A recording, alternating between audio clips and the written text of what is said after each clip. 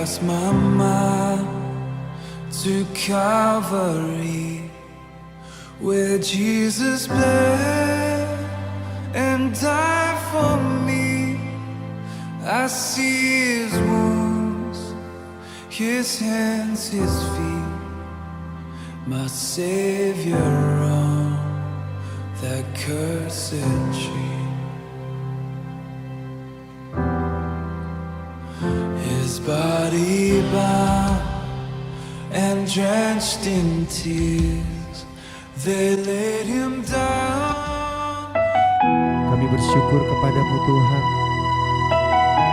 sebab kasih-Mu mengubahkan kami, sebab kasih-Mu membebaskan kami, kasih-Mu menyelamatkan kami. Dan kami membawa hati kami untuk menyembah Engkau. Apakah setia, takkan meninggalkan, dan ku percaya Engkau milikku dan ku milikmu. Kerinduanku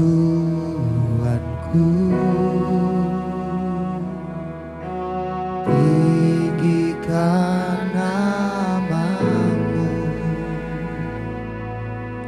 karena ku tahu Engkau dalamku dan ku dalammu.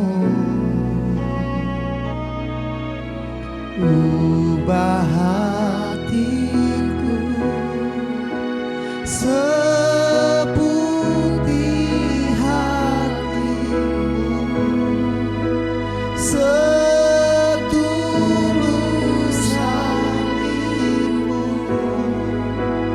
kasih-Mu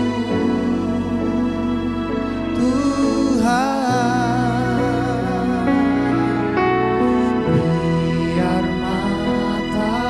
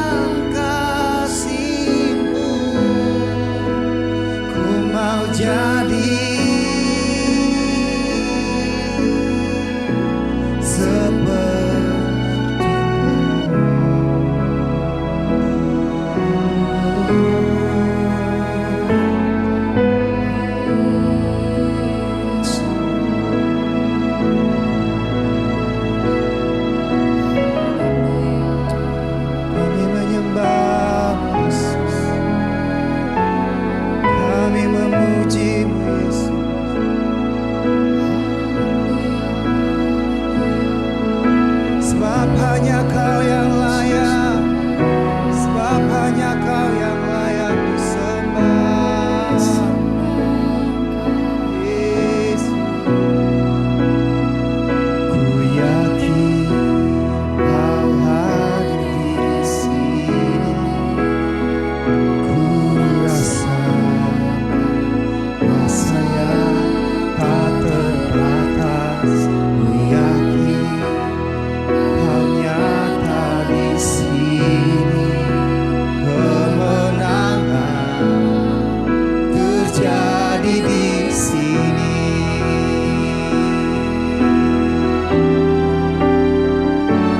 Ku yakin Kau hadir di sini. Ku rasakan kuasa yang tak terbatas. Ku yakin Kau nyata di sini. Kemenangan terjadi di sini. Segenap hatiku memuji-Mu. Sungguh besar Kau Yesusku. Segenap jiwaku menyembah-Mu. Kau besar, Kau besar, Kau besar, Kau besar.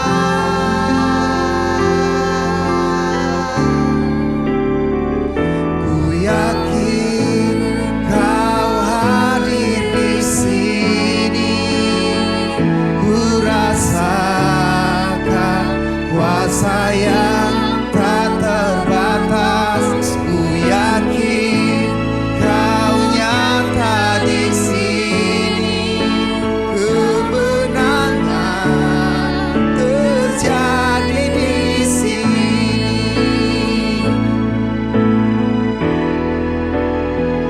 Ku yakin Kau hadir di sini. Ku rasakan kuasa yang tak terbatas.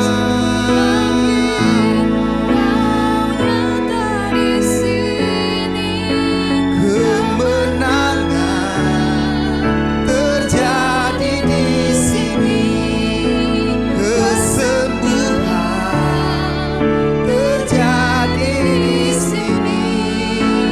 Kelepaskan terjadi di sini.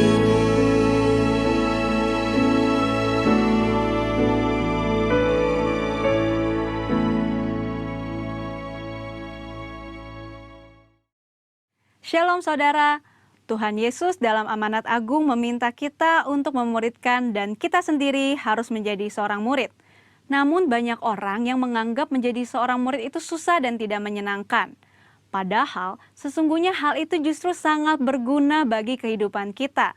Oleh karena itu, edisi Voice of Pentecost kali ini kita akan membahas jati diri seorang murid.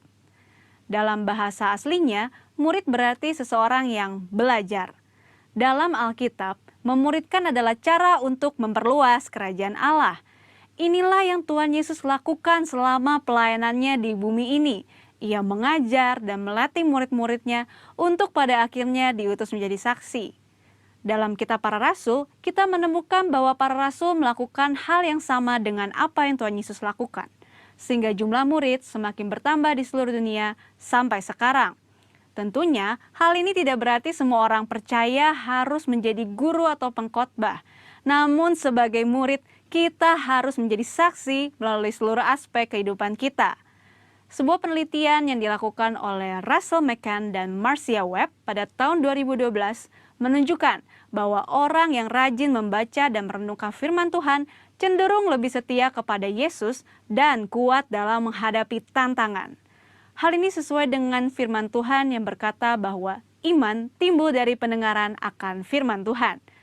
Itulah sebabnya kita harus lebih banyak membaca dan merenungkan firman Tuhan, agar pola pikir dan iman kita lebih kuat dalam menghadapi tantangan dan pergumulan hidup kita. Selain itu, kita juga dihadapkan dengan bahaya pengajaran sesat. Pengajaran sesat merupakan pola serangan iblis sejak di Taman Eden hingga akhir zaman. Karena iblis adalah bapa pendusta dan metodenya adalah dengan tipu muslihat. Untuk menghadapi tipu muslihat iblis adalah dengan pedang roh, yaitu firman Tuhan. Namun ada orang-orang Kristen yang tidak terlalu suka dengan pengajaran karena dianggap sebagai sesuatu yang rumit dan membosankan. Akibatnya, ada orang Kristen yang menganggap pengalaman rohani lebih penting daripada pengajaran. Mari kita renungkan ilustrasi ini. Mana yang Anda pilih? Melihat laut dari tepi pantai atau melalui sebuah peta? Berada di tepi pantai dan melihat laut secara langsung tentu memiliki kesan yang menyenangkan dibandingkan saat kita melihatnya melalui sebuah kertas yang terasa membosankan.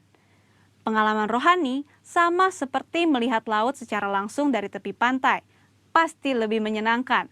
Namun dengan menggunakan peta, kita dapat menyeberangi lautan dan peta dibuat berdasarkan pengalaman banyak orang.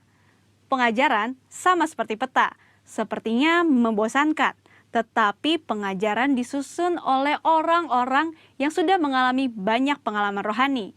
Dan pengajaran memberikan perspektif yang lebih luas dibandingkan pengalaman rohani kita secara pribadi. Jadi, pengalaman rohani dan pengajaran sama pentingnya. Asumsi lainnya adalah menganggap pengajaran sebagai sumber perpecahan gereja. Namun, tidak semua perpecahan adalah sesuatu yang buruk, terutama ketika berhadapan dengan pengajaran yang bertentangan dengan Alkitab. Albert Mohler menggunakan istilah theological triage, yaitu metode untuk menentukan tingkat kekritisan sebuah pengajaran. Tingkat pertama, yang paling kritis, yaitu pengajaran dasar yang mempengaruhi keselamatan seseorang, yaitu pengajaran mengenai Alkitab adalah firman Tuhan, ketritunggalan Allah, ketuhanan Yesus, karya penebusan, keselamatan karena kasih karunia melalui iman hanya kepada Yesus Kristus. Pada tingkatan ini, maka perbedaan pengajaran sekecil apapun tidak dapat ditoleransi, sehingga penolakan dan perpecahan dapat diterima, bahkan mungkin harus terjadi dan tidak dapat dihindari. Tingkat kedua adalah pengajaran yang tidak mempengaruhi keselamatan, namun berpotensi memisahkan gereja. Contohnya, pengajaran mengenai kepastian keselamatan, metode baptisan air, serta baptisan dan karunia Roh Kudus. Mungkin saja kita memiliki doktrin yang berbeda dengan gereja non-Pentakosta, namun kita tidak dapat mengatakan bahwa mereka tidak diselamatkan selama mereka percaya kepada Yesus Kristus sebagai Tuhan dan Juru Selamat. Tingkat ketiga, pengajaran yang berbeda namun tidak esensial untuk memisahkan gereja, seperti pengajaran mengenai urutan peristiwa second coming dan akhir zaman. Tanpa mengenali tingkat kekritisan pengajaran ini, maka kemungkinannya perbedaan pengajaran sekecil apapun dapat mengakibatkan perpecahan. Di sisi lain, terjadi kompromi yang berbahaya ketika pengajaran yang bertolak belakang diterima di dalam gereja. Lalu, apa langkah praktis yang harus kita lakukan untuk menjadi seorang murid yang sejati? Mulailah dengan membaca Alkitab setiap hari, mendengarkan khotbah dan pengajaran yang sehat dari gereja, serta mengikuti kelas-kelas pengajaran KOM di gereja kita. Ingat, seorang murid itu belajar. Belajar adalah sebuah usaha yang memerlukan ketekunan. Tuhan menegur bahkan mengutuk orang yang malas, baik yang malas bekerja maupun yang malas belajar. Marilah kita bertekun dalam pengajaran, dan Tuhan berjanji akan mempertajam telinga kita sebagai seorang murid. Maranatha, Tuhan Yesus memberkati.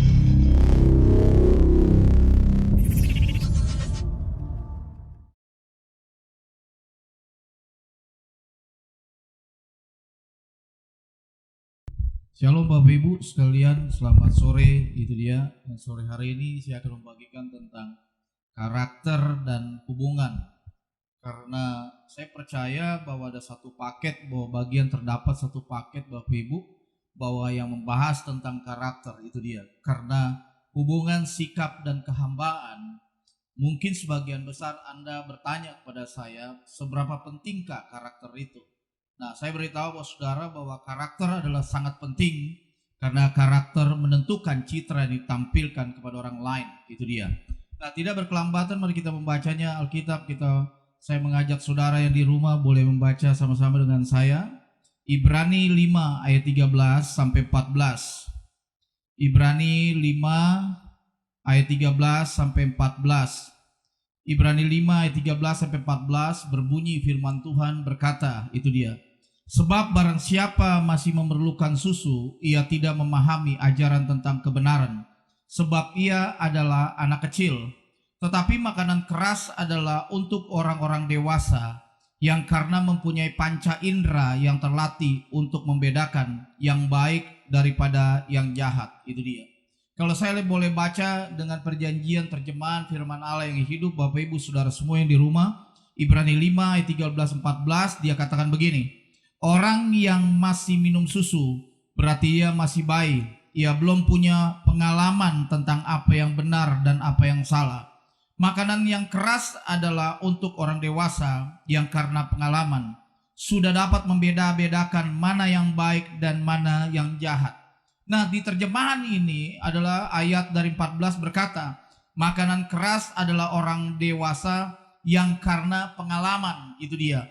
Nah, saya beritahu bahwa saudara, kedewasaan tidak ada hubungannya dengan usia saudara dan saya, tapi kedewasaan adalah bertumbuh penuh, semakin kuat di dalam Tuhan, itu dia. Bertumbuh penuh dalam semakin kuat di dalam Tuhan. Ada ciri kanak-kanak, saya beritahu bahwa saudara dari ayat ini, ada ciri kanak-kanak. Ciri seorang kanak-kanak adalah mereka belum bisa membuat perbedaan antara yang baik atau yang buruk.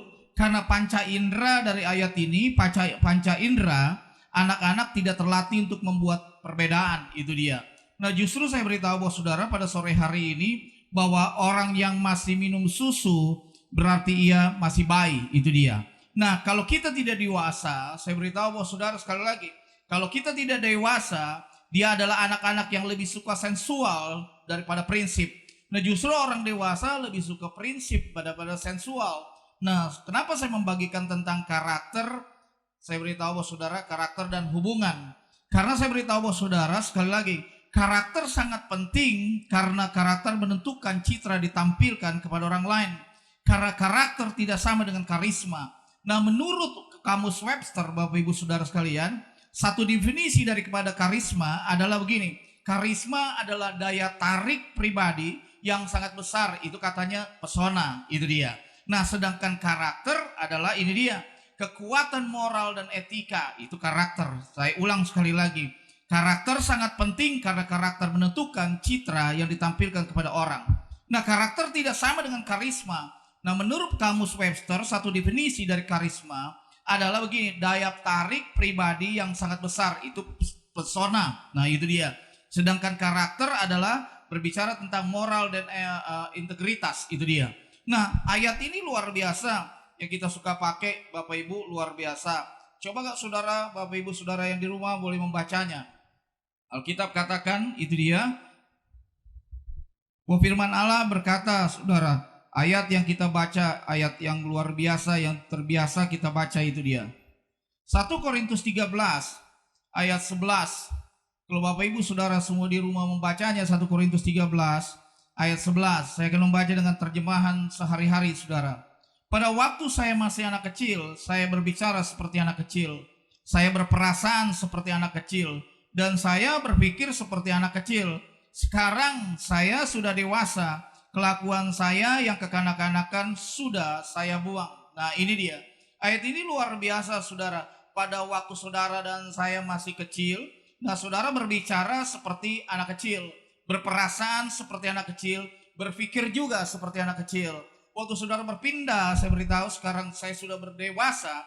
Kelakuan saudara dan saya dengan kekanak-kanakannya sudah dibuang. Nah, justru itu saya beritahu bahwa saudara, seringkali dalam kehidupan kita, setelah kita menjadi dewasa, setelah kita hidup bertobat, menerima Kristus dalam hidup kita, kita menjadi kelihatan dewasa karena usia. Nah, saya beritahu bahwa saudara, dalam Alkitab, kekanak-kanakan adalah sifat atau karakter yang ada dalam diri manusia.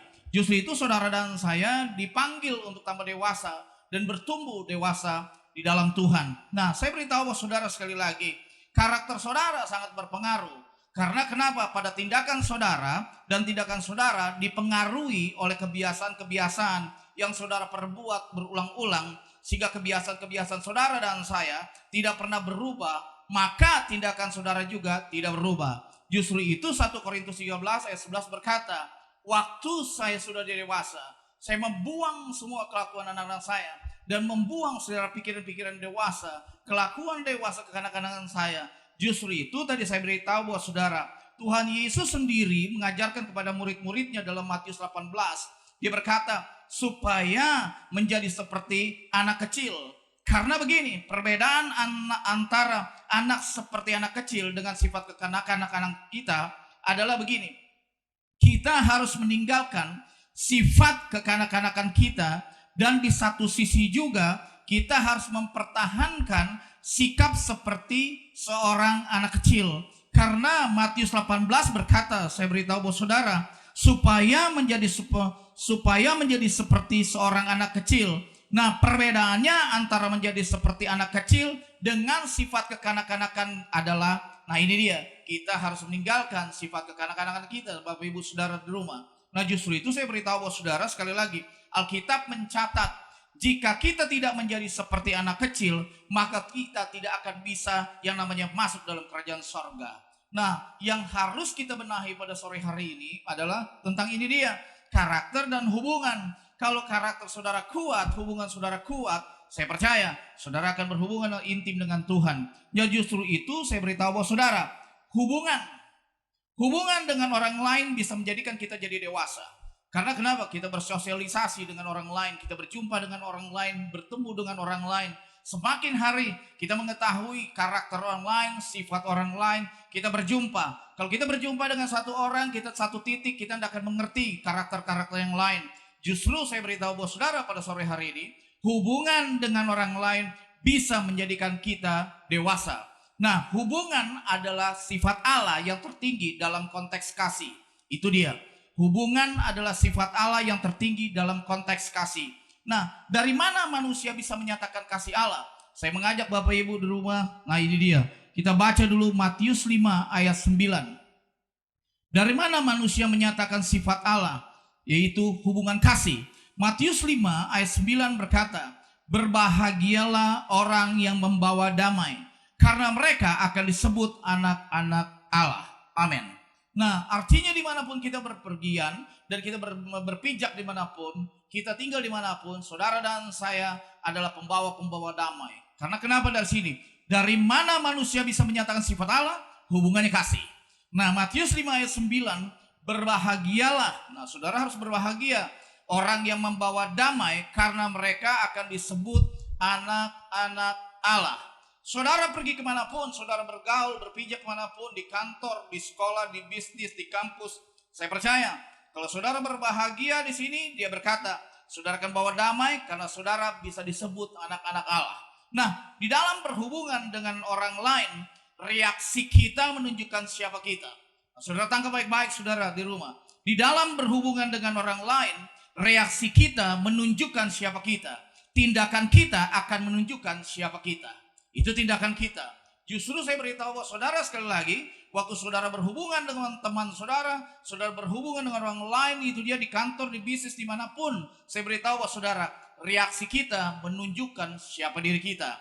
Dan tindakan kita akan menunjukkan siapa saudara dan saya. Nah, mari kita baca di rumah 1 Korintus 3 ayat 1 sampai 3. 1 Korintus 3 ayat 1 sampai 3. 1 Korintus 3 ayat 1 sampai 3. Alkitab mengatakan begini Bapak Ibu. Saudara-saudara, sebenarnya saya tidak dapat berbicara dengan saudara seperti dengan orang yang mempunyai roh Allah. Saya hanya dapat berbicara denganmu seperti dengan orang yang masih hidup menurut keinginan duniawi, seperti dengan orang yang masih bayi dalam kepercayaannya kepada Kristus. Dahulu saya hanya dapat memberikan kepadamu makanan bayi, bukan makanan orang dewasa, sebab kalian belum cukup kuat untuk itu. Tetapi sekarang pun kalian masih belum kuat untuk itu, karena kalian masih hidup menurut tabiatmu secara manusia. Sebab kalau kalian masih iri hati dan berkelahi satu sama lain, bukankah itu menunjukkan bahwa kalian masih hidup menurut tabiat manusia, seperti orang-orang yang tidak mengenal Allah? Kalau saudara baca ayat ini adalah begini, saya membaca dengan terjemahan firman Allah yang hidup. Lebih kuat ayat ini, dia katakan di ayat terakhir, saya tahu buat saudara. Sebab kalau kalian masih iri hati dan berkelahi satu sama lain, bukankah itu menunjukkan bahwa kalian masih hidup menurut tabiat manusia? Nah, saya beritahu buat saudara. Nah, Alkitab katakan di sini bahwa saudara dan saya pembawa damai. Justru karakter saudara terlihat waktu saudara bereaksi di depan orang lain. Nah, saya beritahu bahwa saudara, tidak ada satupun di dalam dunia ini yang dapat melukai kita kecuali reaksi kita. Nah, itu saudara harus ditangkap, itu dia. Nah, saya ulang sekali lagi. Tidak ada satupun di dalam dunia ini yang dapat melukai kita kecuali reaksi kita. Karena reaksi kita menentukan buat orang lain. Nah, dalam sebuah hubungan, reaksi kita akan menentukan kita. Waktu saudara bangun hubungan dengan Tuhan, itu reaksi saudara dengan Tuhan bagaimana? Waktu saudara bangun hubungan dengan manusia, dengan orang lain, itu aja secara vertikal dan horizontal terlihat dari reaksi saudara. Nah, saya beritahu bahwa saudara, di dalam sebuah hubungan, reaksi yang salah akan mengakibatkan luka yang sangat berat. Itu dia. Nah, saya beritahu bahwa saudara, di dalam sebuah hubungan, reaksi yang salah akan mengakibatkan luka yang sangat berat. Justru 1 Korintus 13 ayat 11 mengatakan, pada waktu saya masih anak kecil, saya berbicara seperti anak kecil. Saya berperasaan. Nah, itu dia. Saya beritahu bahwa saudara, iman bukan nekat, iman bukan perasaan, tapi iman adalah pasti. Justru itu saya beritahu bahwa saudara, mari kita tinggalkan sifat kekanak-kanakan kita dan bertumbuh dewasa secara Tuhan dan secara kekal. Nah, saya beritahu bahwa saudara, dalam berhubungan dengan orang lain, seringkali kita berkata-kata seperti kanak-kanak. Harusnya saudara dan saya tinggalkan bagaimana saudara berhubungan dengan orang lain dan berkata kepada orang lain. Saudara harus memilih kata-kata itu supaya orang lain tidak tersinggung. Waktu saudara memilih kata-kata itu tidak membuat orang luka batin, saudara tidak menjadi batu sandungan. Justru saya beritahu bahwa saudara, dalam berhubungan dengan orang lain, seringkali kita berkata seperti kanak-kanak. Jadi ada perkataan anak-anak dalam perkataan dewasa. Jadi saya beritahu, berbeda perkataan anak dan perkataan orang dewasa. Karena kenapa? Perkataan anak-anak adalah perkataan yang keluar tanpa suatu perenungan. Saya beritahu saudara, kalau perkataan orang dewasa, dia mengeluarkan kata-kata perenungan, atau saya beritahu, atau mengeluarkan kata pemahaman yang kuat, atau sesuatu yang keluar saja tanpa dipikir dahulu. Itu anak-anak. Jadi waktu kita bicara kepada orang lain, kita tanpa pikir dulu, rasanya bagaimana orang tersinggung atau tidak, rasanya orang sakit hati atau tidak. Justru itu saudara dan saya, kalau saudara dewasa, saudara akan memilih kata-kata itu. Saudara tidak bermain kata, saudara tidak bersilat kata, tapi saudara memainkan kata-kata firman Tuhan, membangun orang lain, karena firman Tuhan adalah membangun. Justru itu saya beritahu saudara sekali lagi, Yakobus 3 ayat 2. Mari saya ajak saudara dan teman-teman yang ada di rumah membaca Yakobus 3 ayat 2. Yakobus 3 ayat 2. Firman Tuhan katakan, saya membaca dengan bahasa firman Allah yang hidup. Kita semua sering membuat kesalahan, tetapi orang yang tidak pernah membuat kesalahan, dengan kata-katanya, ia orang yang sempurna, yang dapat menguasai seluruh dirinya. Nah, Yakobus 3 ayat 2 ada kata muncul di situ, kata sempurna. Nah, kata sempurna berarti bukan saudara sempurna. Nah, saudara tangkap baik-baik. Kata sempurna bukan berarti kita sempurna, tapi punya pengertian adalah begini, saudara dewasa atau matang. Nah, itu dia. Kata sempurna bukan karena saudara sempurna, saudara dan saya sempurna, tidak. Kata sempurna bukan berarti kita sempurna, tapi punya pengertian adalah begini, dewasa atau matang. Nah, tangkap baik-baik Bapak Ibu Saudara di rumah. Orang yang dewasa bisa mengendalikan seluruh tubuhnya termasuk lidahnya. Nah, itu dia. Lidahnya, saya beritahu bahwa saudara, Alkitab bilang di Yakobus gara-gara lidah bisa membakar hutan, itu dia. Nah, saya beritahu bahwa saudara sekali lagi dalam berhubungan dengan orang lain, kita harus meninggalkan sifat kekanak-kanakan itu dalam tindakan, reaksi, dalam perbuatan kita. Saudara dan saya dipanggil untuk jadi dewasa Bapak Ibu. Karena saudara dan saya belum sempurna, karena yang sempurna akan datang. Nah, saya ajak saudara pelan-pelan. Saudara lihat di sini bahwa ada hal yang saudara harus lihat dari ayat ini. bahwa dia katakan begini, kita semua sering membuat kesalahan. Nah itu dia. Nah saudara dan saya tidak sempurna, karena yang sempurna akan datang untuk memulihkan saudara dan saya. Justru itu saya beritahu bahwa saudara pada sore hari ini ada kata itu dia tadi 1 Korintus 13 yang saudara baca tadi ayat 11 bagian C. Itu dia kata meninggalkan. Itu dalam bahasa Yunaninya adalah katargeo. Nah katargeo adalah begini, aku mematikan atau membinasakan sifat kanak-kanakanku supaya tidak menguasai lagi. Nah itu dia, saya beritahu kepada saudara, ada di 1 Korintus 13 ayat 11 bagian C itu dia, meninggalkan. Nah dalam bahasa Yunani katargeo itu aku mematikan atau membinasakan sifat kekanak-kanakan itu supaya tidak menguasai aku lagi. Artinya saudara dan saya tambah hari tambah dewasa, bukan hanya tambah umur. Saudara tambah dewasa untuk melihat masalah, saudara tambah dewasa melihat tantangan, tekanan. Karena bukan apa-apa, hidup yang dewasa adalah hidup yang bisa menerima tekanan dan tantangan. Justru itu saya beritahu saudara, caranya untuk meninggalkan sifat kekanak-kanakan adalah menyerahkan hidup saudara untuk diolah oleh Tuhan. Nah itu dia, saya beritahu saudara, cara untuk meninggalkan sifat kanak-kanak adalah menyerahkan hidup saudara untuk diolah oleh Tuhan. Nah justru itu seseorang yang tumbuh dan menjadi dewasa dilihat mahirnya bangun hubungan. Saya beritahu saudara, memutuskan hubungan manusia paling gampang dengan manusia. Tapi banyak sekali juga manusia membangun hubungan dengan Tuhan terputus. Nah artinya saya beritahu saudara, seseorang yang tumbuh dan menjadi dewasa dilihat dari mahirnya bangun hubungan. Nah saudara dan saya harus mahir bangun hubungan. Saudara gak akan bisa melukai itu hubungan. Karena kenapa? Kalau saudara rasa pernah orang baik, itu dia, saudara akan bikin baik kepada orang lain. Alkitab berkata, firman Tuhan katakan, saya beritahu, kejahatan janganlah dibalas dengan kejahatan, tapi dibalaslah dengan kebaikan. Senjata kita adalah kebaikan. Karena kenapa? Anak Tuhan dilihat lewat kebaikannya. Justru itu saya beritahu saudara sekali lagi, dari khotbah saya pada sore hari ini adalah ini dia inti sarinya. Kedewasaan kita ditentukan lewat hubungan. Nah itu dia. Kalau saudara tidak punya kedewasaan berhubungan dengan Tuhan, saudara akan kecewa terus. Saudara mengatakan Tuhan gak adil. Saya beritahu, Tuhan kita adalah Tuhan yang adil. Tuhan kita adalah Tuhan yang luar biasa. Tuhan kita selalu yang menolong kita pada keadaan-keadaan last minute saudara. Justru itu saya beritahu saudara, sekali lagi, peganglah prinsip dasar pengembangan karakter. Saudara bisa berkembang secara bertumbuh secara rohani. Justru itu saya beritahu saudara sekali lagi, ini dia terakhir saudara. Membangun kehidupan harus ada di atas batu karang Yesus Kristus. Sehingga karakter merupakan hal yang Tuhan cari. Nah saya tutup di sini. Mazmur 51 ayat 8. Mari saudara-saudara yang di rumah boleh baca Mazmur 51 ayat 8. Alkitab katakan begini. Sesungguhnya engkau berkenan akan kebenaran dalam batin, dan dengan diam-diam engkau memberitahukan hikmat kepadaku. Nah itu dia saudara. Sesungguhnya, Mazmur 51 ayat 8, sesungguhnya engkau berkenan akan kebenaran dalam batin, dan dengan diam-diam engkau memberitahukan hikmat kepadaku.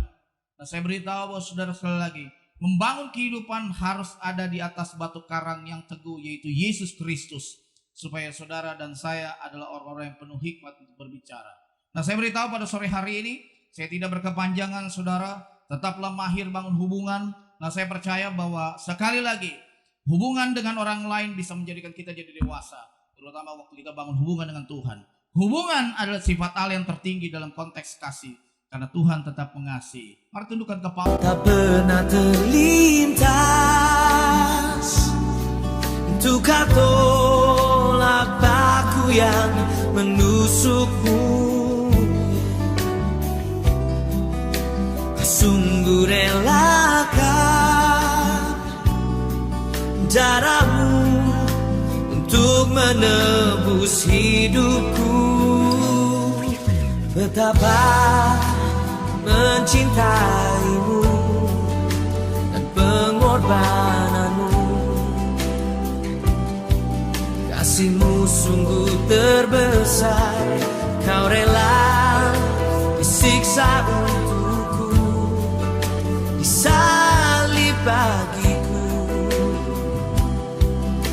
Sungguh kasih-Mu termegah, betapa mencintai-Mu, pengorbanan-Mu. Kasih-Mu sungguh terbesar, Kau rela disiksa untukku, disalib bagiku. Sungguh kasih-Mu termegah untukku.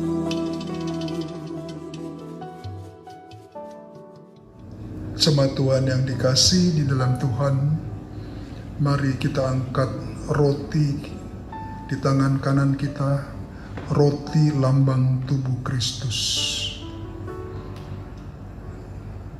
Sebab apa yang telah kuteruskan kepadamu, telah aku terima dari Tuhan, yaitu bahwa Tuhan Yesus pada waktu Ia diserahkan, Ia mengambil roti, dan sudah itu Ia mengucap syukur dan memecah-mecahkannya dan berkata, inilah tubuhku yang diserahkan bagimu, perbuatlah ini menjadi peringatan akan aku. Bukankah roti yang kita pecah-pecahkan ini adalah persekutuan dengan tubuh Kristus? Mari kita makan bersama-sama dalam nama Tuhan Yesus.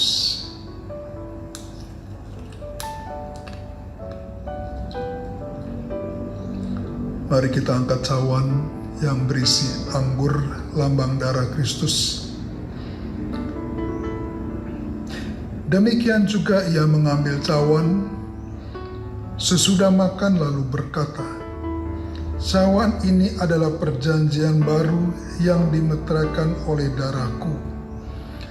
Perbuatlah ini menjadi peringatan akan aku. Bukankah cawan pengucapan syukur ini adalah persekutuan dengan darah Kristus? Mari kita minum bersama-sama dalam nama Tuhan Yesus.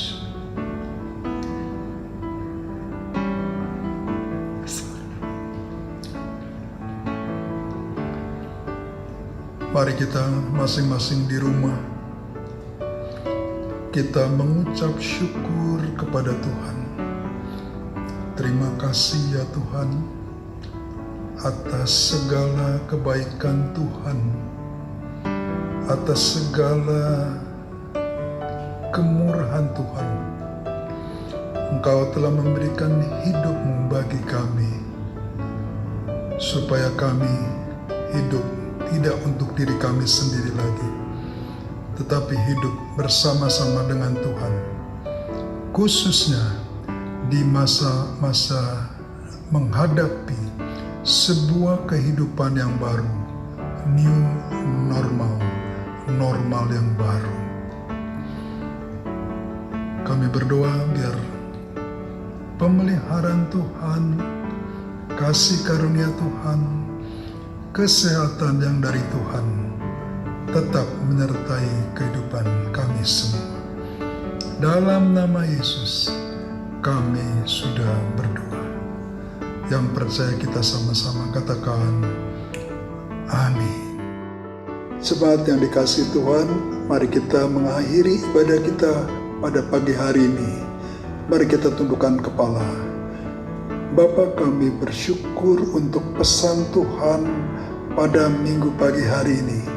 Sebuah dimensi yang baru, new normal, sebuah kehidupan yang baru di masa pandemi COVID ini.